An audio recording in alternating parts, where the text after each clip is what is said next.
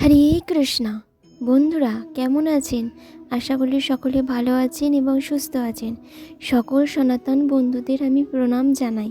আমার প্রণাম নেবেন আপনারা সকলে।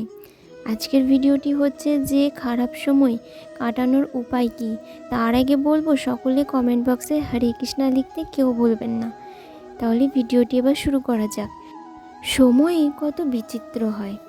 সময় আমাদের পক্ষে থাকলেও আমরা নিজেদের রাজা মনে করি।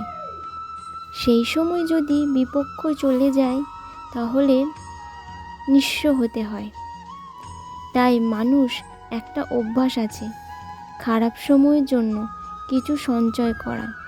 আত্মীয় বন্ধু বান্ধব ও খারাপ সময়ে পাশে থেকে সরে যায়। যশ মান প্রতিকূল সময় স্থায়ী হয় না, তাই মানুষ মনে করে অর্থ সঞ্চয় করাই শ্রেয়। অর্থের কোনো হৃদয় নেই, সময়ের সাথে পরিবর্তিত হবে।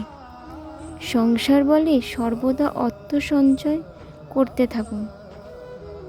খারাপ সময় অবশ্যই কাজে লাগবে, কিন্তু শ্রীকৃষ্ণ বলছেন শুভ কর্ম করতে থাকুন, আনন্দেই থাকুন, নিজের ওপরে ঈশ্বরের ওপরে বিশ্বাস রাখুন। খারাপ সময় কখনোই আসবে না। যদি ভিডিওটি ভালো লাগে লাইক করে সাবস্ক্রাইব করে দেবেন, পাশে থাকা বেল আইকনটি প্রেস করবেন। রাধে রাধে।